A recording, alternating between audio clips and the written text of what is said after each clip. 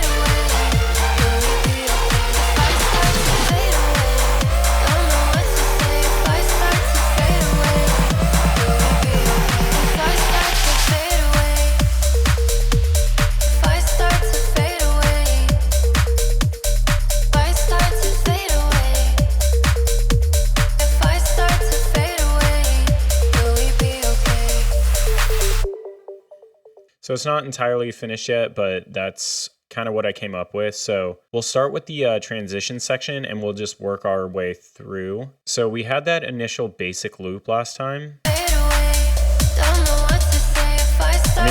me mute the vocals here. So this was just pretty much like copying over those hi-hats.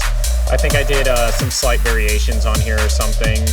Nothing super crazy. Yeah, so this drum pattern, we changed up the kicks and kind of made it more like almost like dubsteppy a little bit, kind of like hip hoppy with the different kick pattern. And then the main thing leading through this area is this bass, and this is the exact same bass that we have on our drop. Now I kind of have an idea for something I want to do with this, but I'm gonna need the actual like finished vocals on this before doing that. So I kind of left some of these sections a little bit more blank than I would normally like to. And then for effects here, I think I pretty much just copied some of the older effects that I had throughout the track and put them in here. Yeah, like these are the same like sweeps.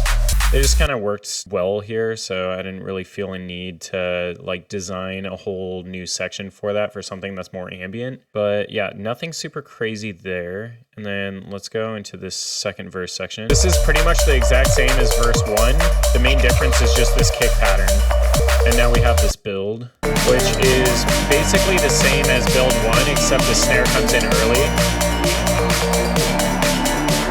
And I also believe that I'm cutting off these like xylosynths a little bit early because we have these new basses that are coming in. Something I kind of realized on playback though is that these guys are not being like reverbed out in the same way as our main drop bass. So I want to copy those settings over real quick and kind of like filter it out so they're in like the same space, because as they are right now, they're just like way too forward. I'm going to add this at the bottom here. This is just a filter and a reverb. I'm just copying that over from our main like original lead bass. So what I want to do with this though, I want to kind of copy the same settings we have here for these to put them in the same space. Doesn't necessarily need to be like 1-to-1, but I want it to be pretty close.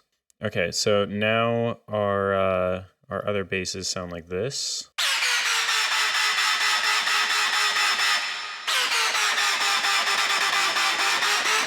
I'm going to unfreeze these. I froze pretty much everything because it was using a lot of CPU. That's what's going on. Yeah, so some of these pitch macros were kind of messed up, so I just fixed those real quick. Sometimes when you copy automation, it'll just have issues, so that's something I was hearing, so I just changed that really quick. I'll go over all this automation in just a minute too. All right, so let's kind of go through what I ended up doing for the drop. So the main lead for this, I made this new stack. I made 2 new stacks for this, and you'll notice these are routed to bus 6. So they're not going into this drop bass nested stack. Instead, they're bypassing both this and the verse bass and just going directly in here. Similarly, this drop bass sum is also bypassing the verse bass. And then I have these accent leads that are going directly into the bass mix as well. These are all getting processed with a compressor and a limiter after the fact. But I found, I think it was a preset. I'm not too sure what the original sound I found was, but you can see that there's 5 layers here. And they're all just kind of operating in a different space a little bit. So let's walk through kind of like everything that's going on here. It looks kind of insane because there's tons of LFOs. There's all these oscillators and macros and stuff. I'm just going to copy this real quick, and we'll copy automation here. And I'm going to bypass these just so we can hear the original sound. Okay, so this is the original sound. This is with automation on it still. Without the automation, it just sounds like this. There's kind of a lot going on with this sound, but the main components to it is here on LFO 3, you'll see this kind of like weird shape set to envelope. What this is doing is it's increasing the pitch and then kind of like sloping it down. So when you listen to it, you'll hear it like rise a little bit and then slowly drop down. So it's like detuned. So you can hear it like kind of like flutter down. Another major component is this LFO 1. So this is like the main shape to kind of give it like some breath before. So it's not like coming in immediately. It's being modulated by, I believe I added on this speed macro, if I remember correctly. And I just have this so that I can adjust the speed to make it flutter faster. So if you watch this knob, you'll see it adjust. So that's how I make it go like slow to fast or fast to slow. And I think it's just going to 1/16 here. That's what that little blue icon is. So I just dragged it on here, brought it up until it was like 1/16. And now instead of having to go to like LFO 1 BPM or rate or whatever, I just use macro 1 for speed and can just toggle it using that instead. I don't really remember if I used any of these other LFOs a lot, or we can check and see what they're doing, but it's also running through this filter. So oscillator 1 is going into this filter. These other 2 are going to our main. This sub is going direct out. These are all kind of like the initial things I'm looking at. I just check routing first and just kind of see where it's going. Oscillator 1 is getting sent through this phase distortion filter. Appears we have some unison on here. Let's see what's affecting our sync here. I can go to our matrix to find that out, I guess. So LFO 3 is affecting our sync here, and sync just accelerates how quickly the waveforms oscillate. So it affects its pitch essentially. So when I have sync on here and it's using this LFO, it's modulating its pitch. It sounds kind of weird, but this shape in conjunction with this makes that like how it starts kind of off key and slowly slopes down. Like if you imagine this shape as the pitch, that's what it's doing. Sounds terrible with everything off, but in context with everything. so you'll notice in this tab, we have this PD activated. It stands for pulse distortion. And what this is, if you use Serum 1, this is just like FM from B essentially. So it's a way that you can like use a mix knob on like one of your oscillators. In Serum 2, it gets like kind of technical. I would have to like read more on it, but it's like a more accurate version of FMing essentially. So that's all that's doing. So like if I pull this up, yeah, so it's kind of like blending in oscillator A with oscillator B. It gets kind of confusing. Let's go to our processing here. So we have a hyperdimension, we have a chorus distortion, some EQ doing like a crazy boost here. We have another filter here, looks like some multiband, and finally some reverb at the end. And I kind of use the same preset style for all of these, I believe. The main difference was likely using different waveforms, pitching them up slightly higher, pitching them down slightly lower, bypassing certain oscillators I didn't need, and doing various different forms of processing. This is one of them. So that's our lead one. I have this scratch harmonic one. Sounds kind of cool. It's kind of like scratching on a DJ deck almost. We have that cool like lower like scratch. It's like a really like dirty, like muddy mid. And then we have this sub. And so together they sound like this. Now, I used various forms of automation with these. I believe that I primarily use like this pitch macro and the speed. I have this macro 5, which is labeled pitch. So I just went into the source settings under the matrix and selected just a random macro. I just made this one and I set it to control the main tuning. So you can set it to like your global tuning of everything. So you can use that to kind of like use almost like a pitch bend. So I did that with all of them and then just copied that same automation so that they're changing in pitch at the same rate and at the same time. So that's how they're doing all those bends together. So that's what I did for all of these. I did some quite a bit of submix routing on them too. One of the main things I did was add on this kickstart here to give them like a cool pump. Did some clipping, limiting. Those are the chains we just added in. Looks like some dynamic EQ to expand these frequencies to let them get a little bit louder, and then to tame these ones to control them a little bit more. Probably some bus compression if I had to guess. Yep. And yeah, that's pretty much it. Nothing too crazy on that channel. Now, under these accents, we have quite a few sounds going on. So I think most of these, I might have designed one or two of these sounds, but the rest of them were just like random splice samples that I found that I like ripped and like cut apart and did weird stuff with. So we have these three that are layered together that do this cool like stab. It's like really quick. So we have this. It's like it was like a vocal thing I found that sounded cool. This like weird glitch thing. And then that's just a little thing I made. So this one was just like a preset that I had found. I don't remember what edits I made to this, but I'll save this and export it as a free download on my site if you want it. And then just did like various, processing, our standard kind of like separating low, mids, and highs. Next we have this. It's pretty simple. So it's just a sub drop like that, and it's layered with this. Just doing most of the heavy lifting. This should have been pretty simple. Yeah, it's just a sine wave, and I'm just using this this LFO to adjust the chorus pitch on it. Probably some light distortion and and an EQ. That's it. And just layered that with that sound. Okay, so this was actually kind of cool to make. For processing, there's just like kickstart, tremolo, probably some like side EQ, some low cuts, and then clipping. How I made this one, these are my two synths I used, these are my two waveforms I used. So they're pitched up quite a bit, and then have some unison on them. These are both running through this filter here to cut off some of the highs to tame it a little bit. And then I'm processing this with some soft clip distortion, some multiband, hyperdimension, delay, and reverb. But what really makes this sound is I made this LFO. So I set it to retrigger and applied it to the chorus pitch on both, going from low to high. And then I just made kind of like a step ladder. This took a little bit of like fine tuning to get it in keys that worked. So I adjusted these beat grids to be 12 so I could kind of count out like each line as a specific note. So it's kind of scaling up as a key. So you'll be able to hear this if I bring this down to like 1/4.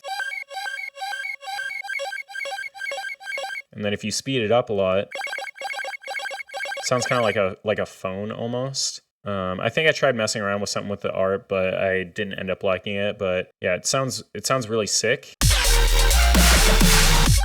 You can like barely hear it. Yeah, this one's the exact same. The only difference is I added on, like, if I had to guess, it's just like an LFO rise on the master tuning or something so that it rises there. So literally the exact same. The reason I duped that is it's just like faster. I didn't want to like spend 10 minutes trying to come up with some complicated routing when I could just duplicate it. There's 4 layers here. It sounds like this.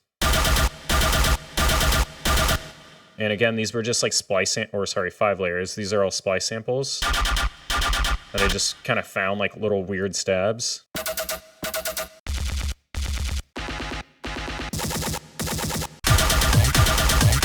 Just sounds like kind of sick together. And then I made both of these. To be honest, I don't know if I'm the biggest fan of this, but I can adjust it another day or something, but...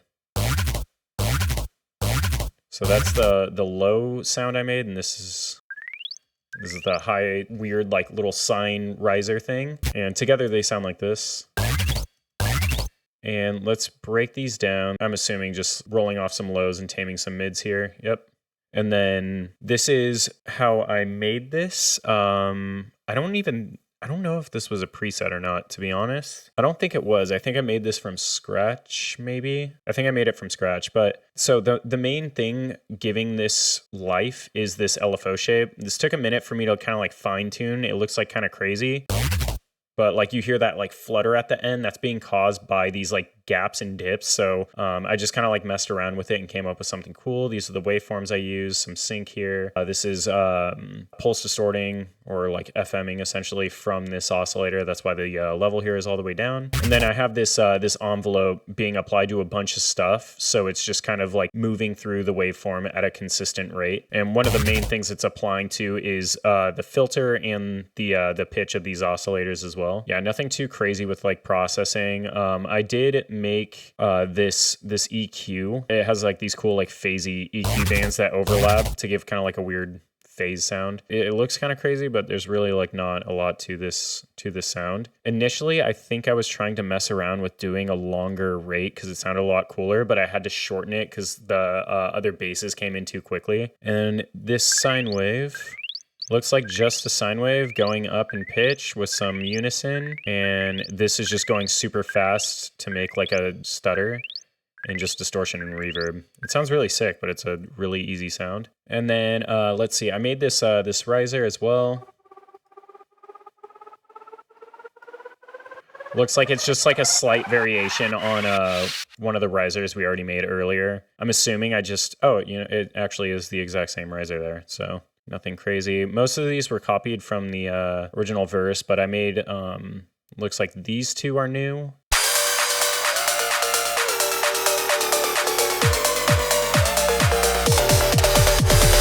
These are really sick, like down sweeps to make, and they're super easy. The main thing that you want to do to make these is adding on a really plucky LFO to your levels of your oscillators. So it should start like right here and then slope down. You can adjust adjust this band to make it like sharper or like softer, but it has to start, like you can't start it over here. It needs to start here to get that like really plucky aggressive attack, and then you just apply it to your level, and then just have this like some LFO gradually dropping the pitch or increasing the pitch over time. And then I just have a bunch of like random effect things to just kind of like make it sound a bit cooler. There's really like there's not a bunch of craziness happening in here. Some multiband here and distortion and stuff, and then I think the last major thing is kind of this outro riser.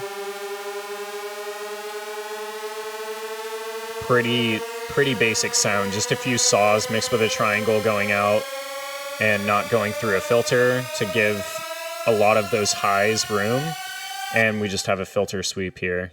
That's pretty much it. As far as drums, what I did was I kept that kind of like dubsteppy drum pattern, and then I added in this snare. I don't think I really did a lot to this. I added some reverb, rolled off some of the lows, and then clipped it pretty aggressively, and it sounds like this.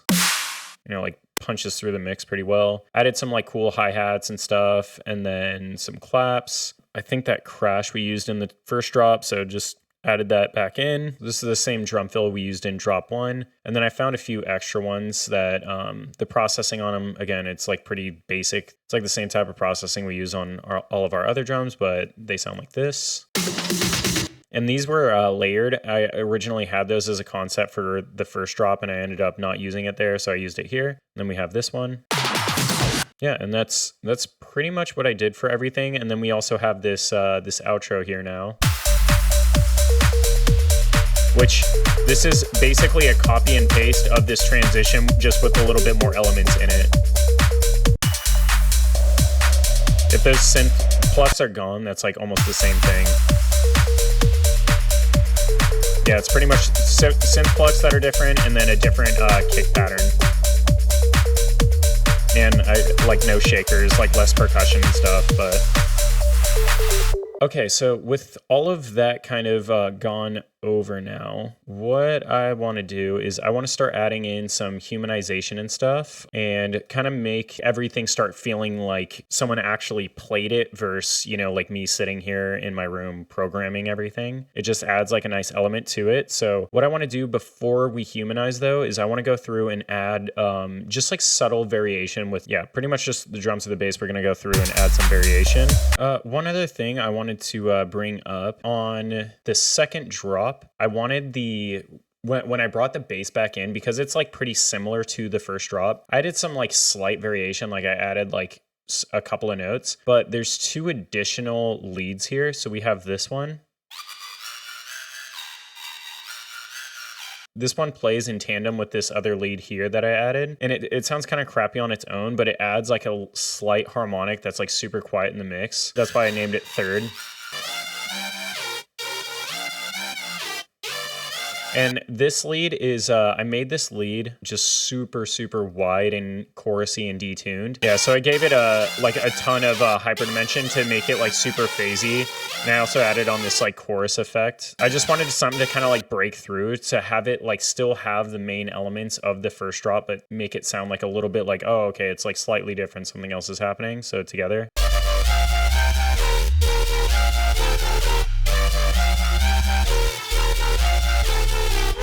Like these 2 notes too, you can hear like there's an added note here just to kind of like break through a little bit. So it's, it just sounds kind of cool, like kind of subjective. I don't know if it's like the best, but. And then also this section here.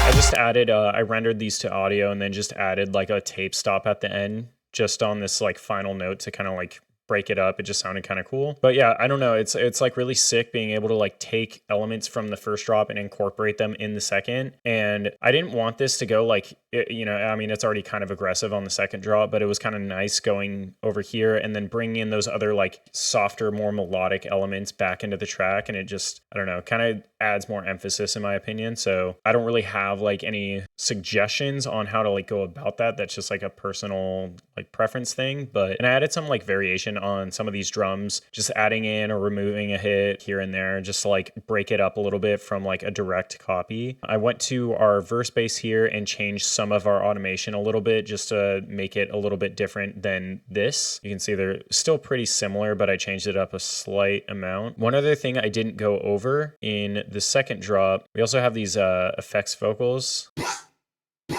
So I just have 2 like whats layered. So that's just like a punchy male one. And then I have this one that's a little bit higher, and I'm processing this with a vocoder just to give it like some dimension. And then I really like these vocals here. So it's like 3 vocals together that are all saying okay, and they're like pitch shifted and adjusted and stuff, but layered, they sound really cool. So you'll hear those in the mix. Just sounds kind of sick. And you can hear I also kept like the drop 1 basses that like punch through occasionally at some points, and it has that high 3rd bass on both of them, but not the like unison bass. I saved that for there. So now that all that's done, I want to go through and humanize everything so they're not all at the exact same velocity. I'm not going to do that for any of the effects because I don't need to, but we're going to do that for the basses. We're going to do that for the like pluck leads here, and we're going to do that for all the drums. So let's start with the kicks, and I'll show you a really cool way on how to do this. Anything that's a pattern region, what we're going to need to do is we're going to need to convert those to MIDI. So I believe it's just going to be these sections here and these hi-hats. So I'm going to control click and convert to MIDI. I'm going to change them to our drum color. And now those are all MIDI. There's different ways you can go about this. Like some people will just like use audio samples and not really like worry about this at all. Some people will use like slight tremolo. A huge reason I like using drums in MIDI is because it's really easy to adjust your velocity of each note to make it sound more human. Now you can, like some people will like actually like, you know, record in by like playing on a piano. They're already recording in the notes with like a set random velocity by just doing it manually. Most of the time I'm not working like that, so I'll go through each track and do it. So if we open up the piano roll, just pressing E there, we can go to functions and we can click this this drop down menu for MIDI transform and go to random velocity. Ignore everything in here. All we're gonna do is we're gonna set a top end. Usually what I like doing for this is I like doing 110 for a top, and we'll do 90 as a bass, and we're gonna select and operate. So now that just randomized all these notes. So instead of, you can see here, like if we reference here, 108, 94. So it's, they kind of like vary a good amount. For the kick, I might actually do this a little bit less sporadic. I know it defaults to 100, so I'm probably just going to do 95 and 105 because I don't want like super loud kicks relative to other ones. So I'll just run that again. For the kick, there's not really an outro. Like you can go through and fine tune these and like make it so like the initial kick on the drop is like loud. Sometimes I'll do that. Usually what I'll do is I'll go through each of these, and then like after they're randomized, if I notice that a note is like lacking in a spot, like the first kick on the drop or something, I'll just go there and like adjust it. Generally it'll pop out if you hear something like super weird with it, but usually it's pretty decent for just like set it and forget it. So let's go to these snares now. So it looks like we have these snares on a build, long build, and then another build. So these are all just used for build. So what I'm going to do is let's just double check that these are the same note here. Perfect. So now I can, I'll make my edits on this main snare, and then we'll just copy those edits to this so we don't have to do it twice. So I'm going to go to functions, and I'm actually not going to use random velocity for this. Instead, what I'm going to do is, this takes a little bit longer, but we're going to go to this first section here, and you can see it's 21 to 25. So we're going to use crescendo, and we are going to do, we'll set our velocities again. We'll do like 90 to 105. And we're inside this top region, which is 25. This one works kind of weird because sometimes I'll like accidentally inverse them, but let's see if I get it on the first try. So 21 and 25, we'll select and operate. And did I do it backwards? I did. So we'll set our bottom value here and then our top value. Perfect. And now if I zoom in, you can see that it starts out softer and gradually increases in velocity over time. So that's what crescendo does. It just like does that automatically. Like you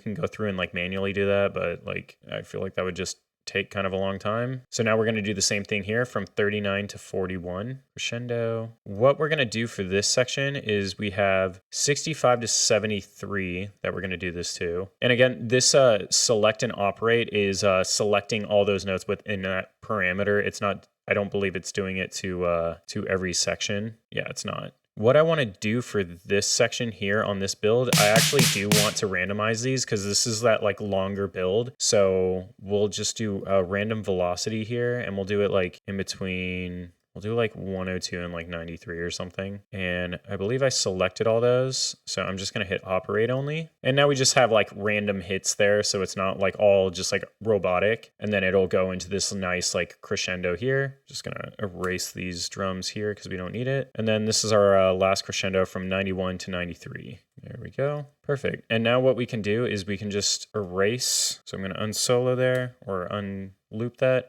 I'm not going to erase it, and then I'm just going to copy this up and not copy automation. And now all that's copied directly over, and we're good to go. For our trap snare, I'm probably just going to, I'm not going to worry about a crescendo. I'll just do a random velocity for these, and we'll do it in between 90 and 105 here, and we'll select and operate, and just apply that to both sections there. Claps, we are also going to just do, we'll double check and make sure these are both C3, which they are. So we are going to randomize the velocity on these guys. Just select the entire thing there. And you'll notice on these, it is a little bit robotic, but I'm keeping these completely on time. Some of them I will not do that for, but all of these I, like claps, snares, and kicks, I always keep on time 100%. I don't know, for me, it just starts sounding super weird if they're like off time. Hi-hats are a different story though. So I am actually going to use a different function here. Before I do that, you'll notice that we have two notes together like this.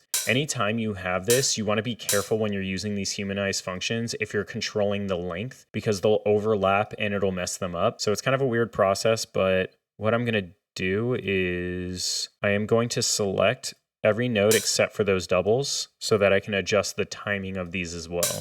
Okay, I guess there's only one that does that. So instead of going to random velocity, because I want to change the timing of these, I'm going to click humanize. We'll keep the velocity at plus or minus 10, which essentially says like go from its default, which I believe is 100, and then adjust the velocity in between plus or minus 10. So from 90 to 110. I'm going to bring the length down a little bit, and then I'm going to bring the random positioning down a little bit. So we'll do something like that. And then I'm going to click operate only so that it does not apply to those little like doubled up notes that we had, these ones. And then for these, we can do a random velocity, but I can just press T and V here and just make them kind of random there. Perfect. So now our hi-hats, they're not like completely on beat. Like if I zoom in, you can see they're slightly off beat to just give it like a little bit of humanization. We could do that with the claps too and stuff, but like, again, usually I kind of prefer things to sound like really on time versus super humanized. I like using like hi-hats and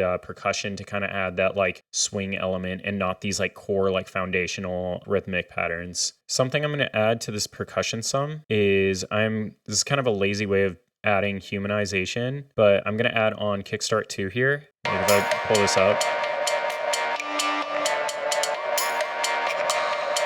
maybe something like that actually.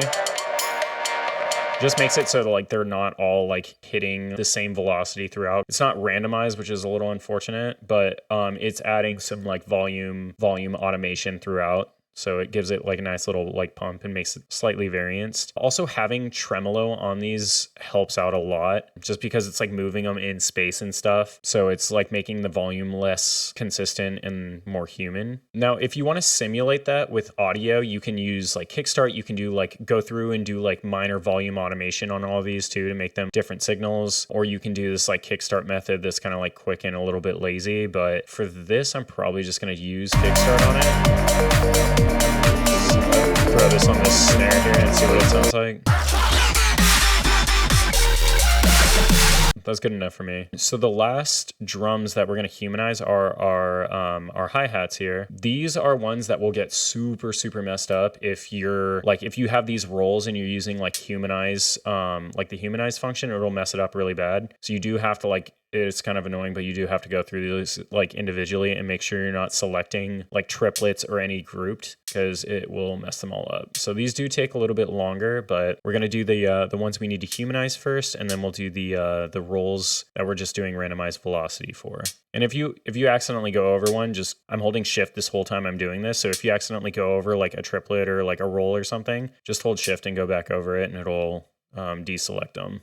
Okay, so that's all the ones we want to humanize. So we will go to humanize. We'll keep these same settings and operate only. We do not want to select all because that would suck. It would select all the roles and everything, and then we would have to undo that and redo everything. So now we are only going to select any that are rolling together, and all the ones that aren't are just being left alone because we've already adjusted those. I guess it would be faster. Like I can just select all these again now that the ones are humanized, and we can just randomize all the velocities again. So we'll just do that because it's a little faster. So we'll bring this up to like something like this. Looks fine, I guess. And we'll just select and operate. And now all the velocities of all of these hi-hats are random. Okay, so that's all the drums done. I'm not gonna worry about like drum fills and stuff. Those are clipped to hell anyway, so it's like there's not really like a point in adjusting. I don't want to adjust their timing at all because I already kind of did that to like fine tune them, and some of them I intentionally had slightly offbeat to add humanization, so I don't really care about that. But we are going to adjust these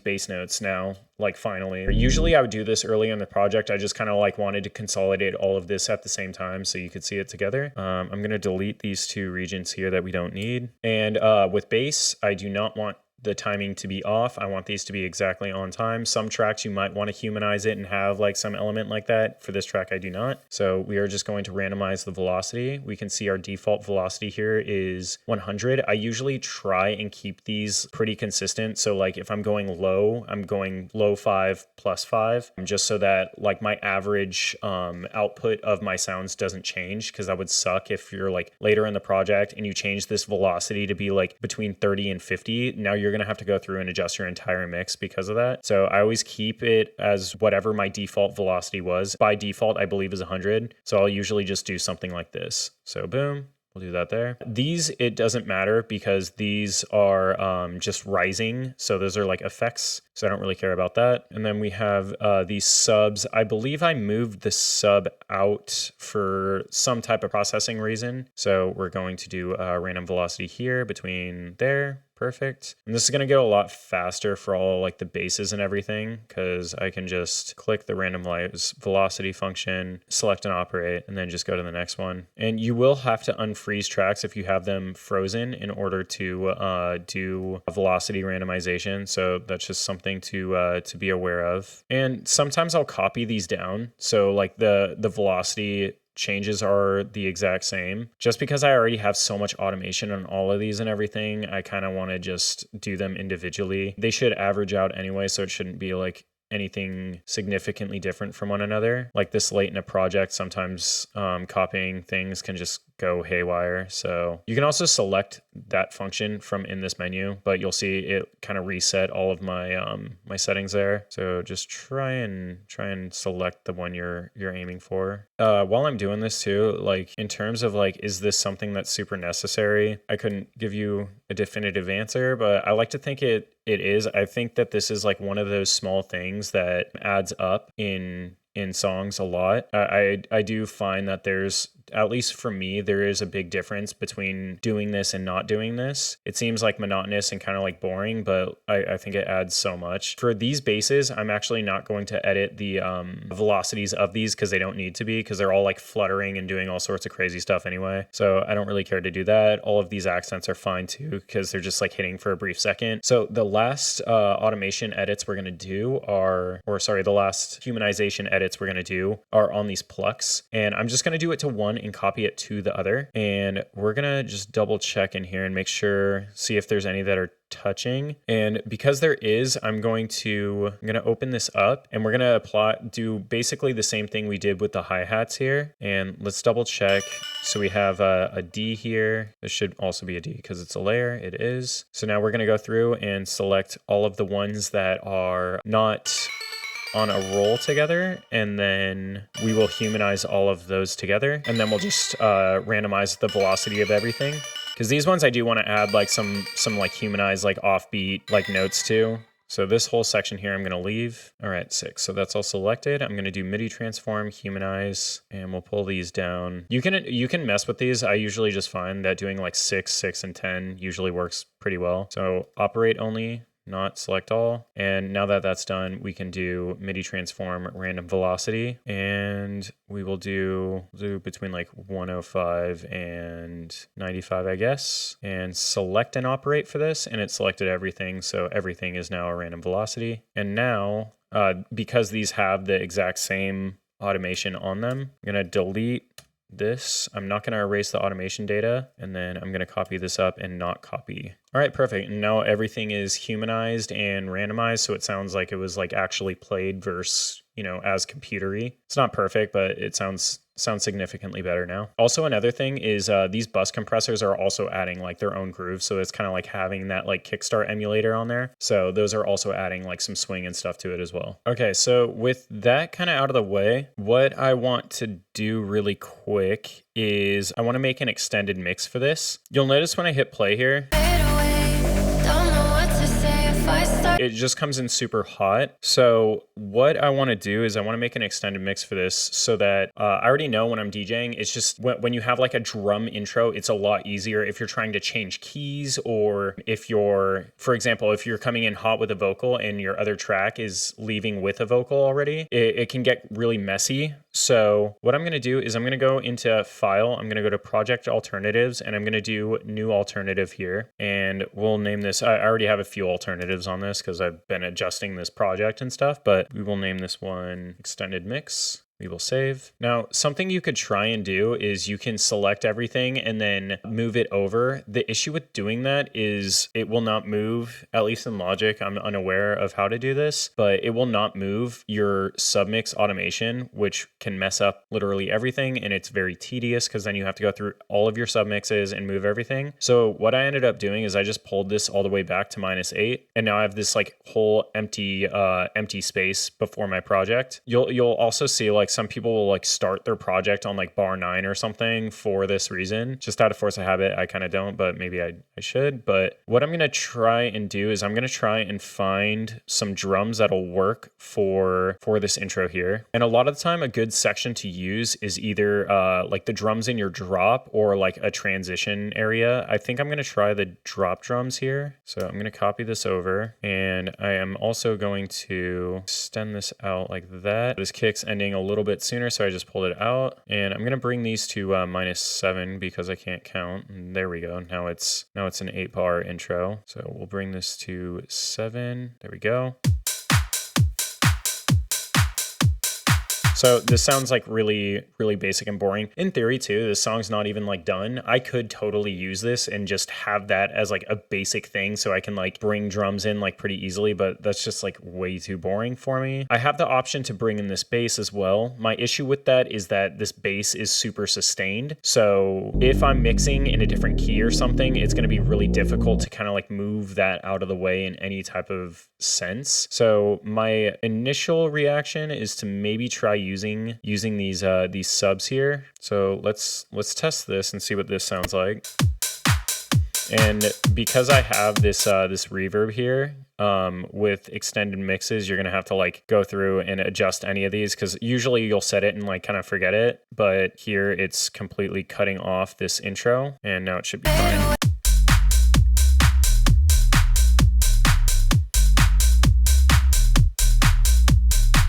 So we have this like sub intro thing. I think I am going to keep this because I have my set kind of like mapped out a little bit. So I don't think this will be a huge issue having this bass here. My main issue is just having that vocal come in like immediately and immediately like start the track out, you know? This gives me just like more buffer time to kind of like adjust myself. Other elements I can grab are some risers here. So we can try using, let's see what we used on this like transition out. We could probably copy some of these settings, or some of the settings we use for the outro. Maybe not this like down sweep, but we could probably use this, or we can use, let's try these. Let's test this guy.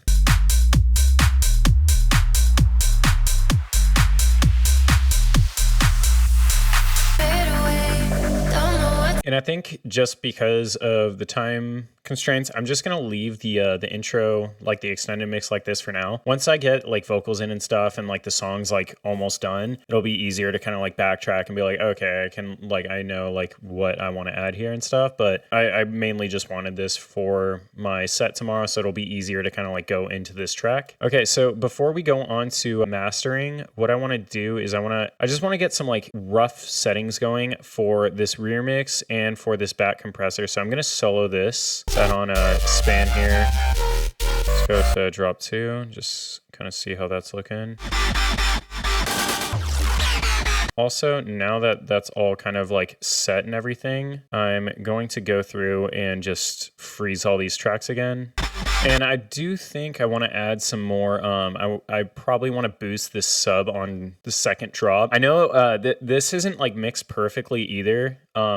Just on testing it a little bit, like I've been noticing it still like even with all these layers, it still sounds like a little bit thin. Generally, when that's happening or you feel that, it's usually just something as simple as gain staging. It could be something to do with your mixing, but a lot of the time it's gain staging.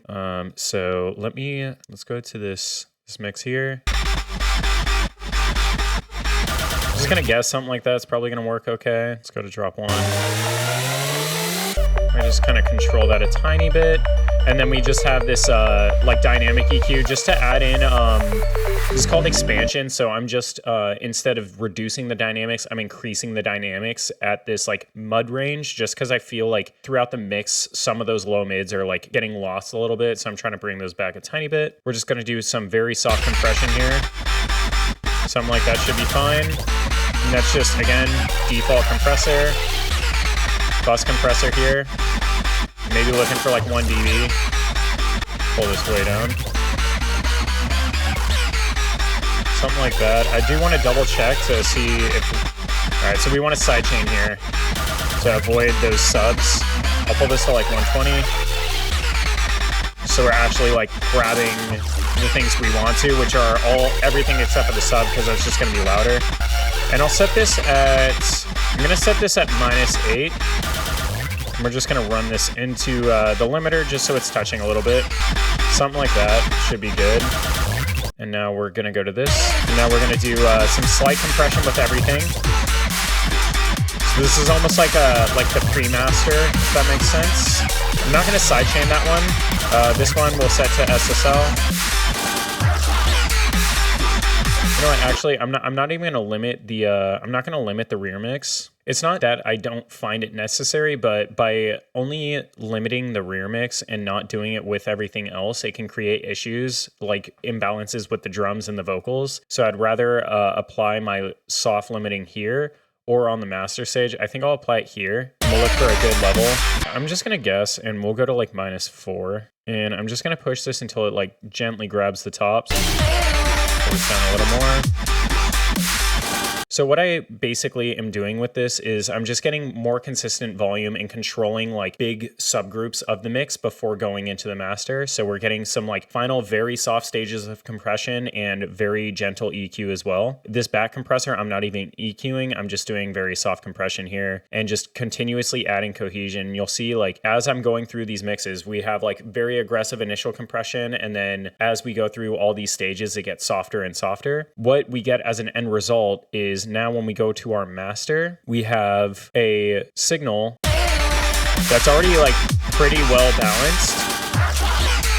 And this is going to let us get like tons of volume out of this. So I'm going to do a more in-depth mastering video after we go through vocals and everything. I just want to touch on this now because again, I want to get this like industry standard loudness for my set tomorrow. What I'm going to do is I have this this preset. This is Pro Q3, but it's just a preset I have saved on here. I'll upload it to my site as well. This is just settings that I know I like for my EQ on my master. And then I have my SSL set up. So I'm going to look for 2 dB of compression here.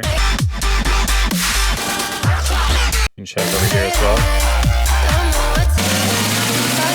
I'm not even going to use like a regular compressor because we're just going to kind of crush this with a limiter. So I'm going to pull this, I'm going to add in a limiter here. My master signal chain is pretty simple. So I add in this like set master EQ that I just always use. I use some bus compression just to glue everything together. I have other stuff on here that's just like muted and stuff. What I do is I add on a limiter. I keep it set to 0, and I'm gonna just pull this up until it's kind of clipping the top, just like what we did with the back compressor.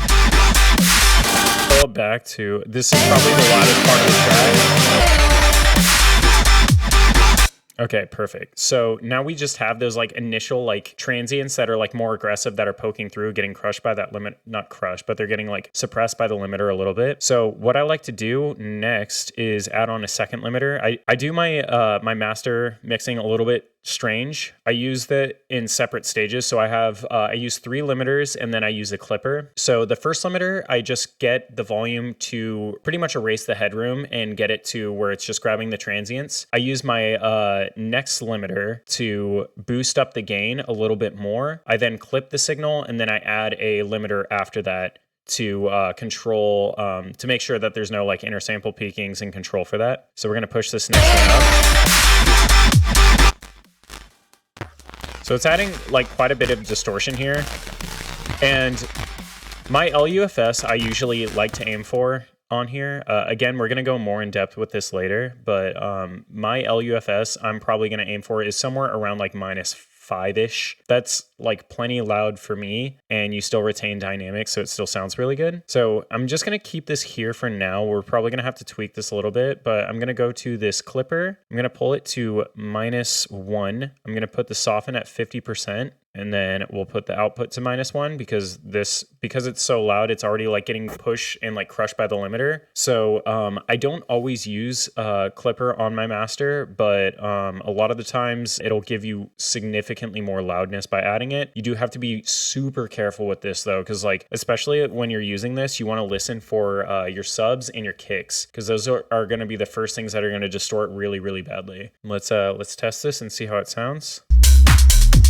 Yeah, you can hear that that sub is crushed.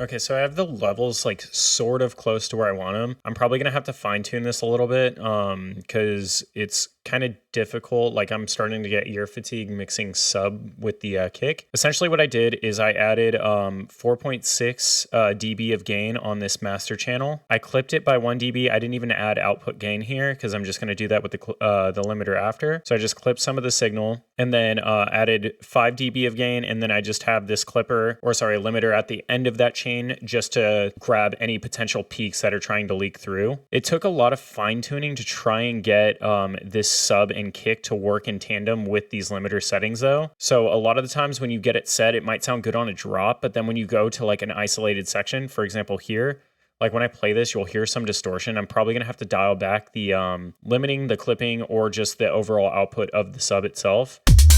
Like you can hear some distortion.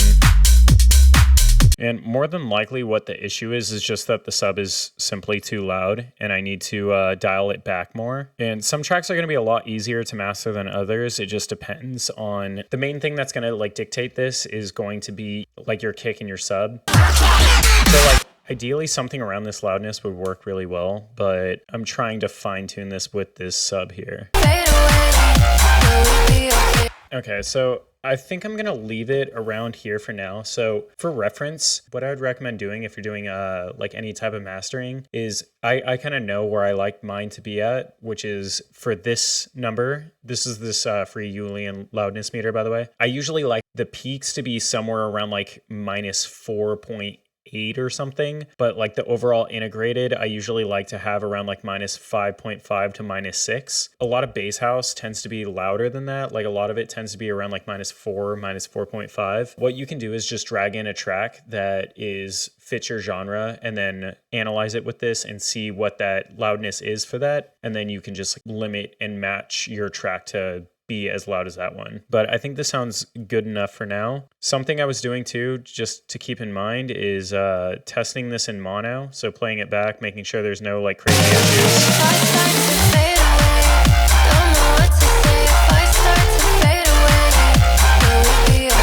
Another thing I was doing is I have this plugin called VSX that came with these headphones. These are VSX headphones, but it has like these really cool room simulators that are like really useful for like testing, especially with like bass. It's hard to hear, so using this with these headphones can help you hear like the subs a lot better. I kind of mess around with that and just find settings that work for me. That's gonna wrap up this one, and we are almost done with this track. Once we get the vocals in, we can do like the final stages of all the mixing and fine tune the mastering, get it to a loudness that sounds good. And yeah, this track should be wrapped up. But thanks so much for watching, and I will see you guys in the next one.